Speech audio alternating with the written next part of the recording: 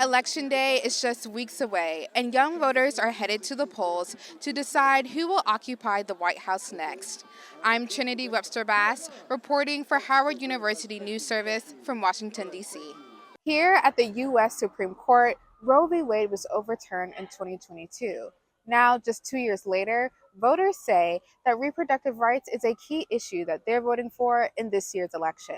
Officials say that there are hundreds of personnel and police here to ensure the safety of Vice President Kamala Harris and Howard University students and staff.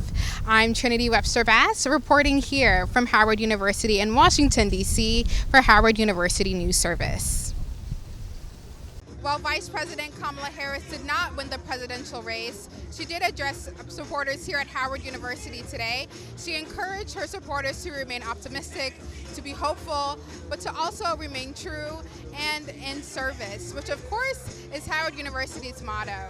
I'm Trinity Webster Bass, reporting here in Washington, D.C. for Howard University NewsVision. Although Mama Lena's doors are now closed, she continues to be a leader within the holistic health community here on Georgia Avenue and now elsewhere as she continues her ventures in Brazil. And still, she believes that with the power of these, you can heal the mind, body, and spirit. I'm Trinity Webster Bass, reporting in Washington, D.C. for Howard University NewsVision.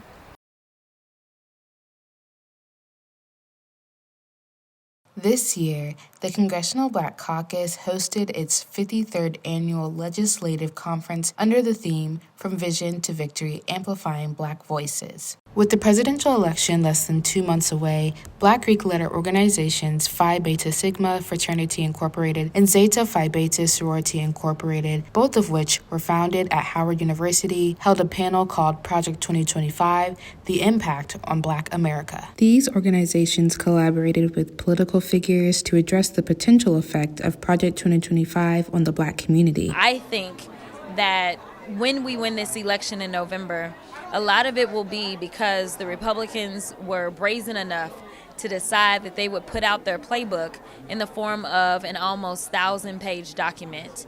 And they are allowing people to read and find out what their true motivations are. COVID-19 has affected everybody on this planet, either directly or indirectly. So if Project 2025 were to have its way, we would end up with millions of people who would not be able to get health care because of the pre-existing condition of what COVID-19 happened within their body. It's important to not only vote in this presidential election, but all the way down the ballot, all the way down to the school board itself, because every decision on that ballot affects every aspect of our life.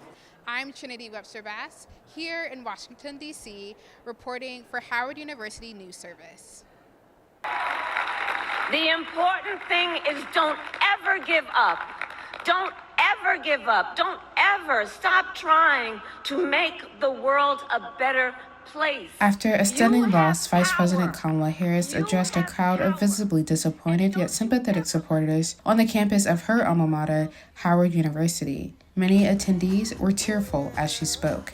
Former President Donald Trump is now the United States president-elect by an electoral count of 295 votes. I feel sad as someone who is a Democrat, of course, but I feel sad also because she's a former student of mine. I was myself a graduate student when I taught her back in 1986. So I had so much hope for my former student. Harris spoke with Trump, saying that she would facilitate in a smooth transition of power, but still some of Harris's supporters are nervous about what is to come next. We know as Howard students, we know that we're committed to righteousness and doing the right thing, but now that Trump got elected, that's the biggest question mark in terms of what he's going to do. Although saddened by the election's outcome, students took Harris's speech to heart.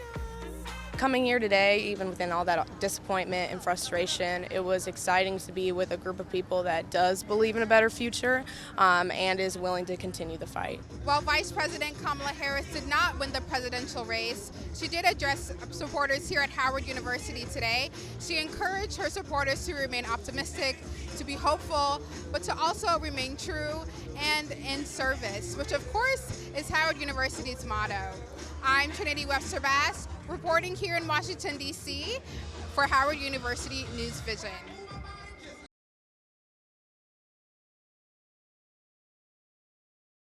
The night unfolds what happens moment by moment.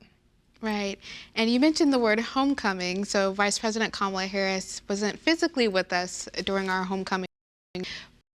Will be here with us physically on campus. And can you just talk about some of the energy that we might experience tonight for this being a homecoming for her? Absolutely.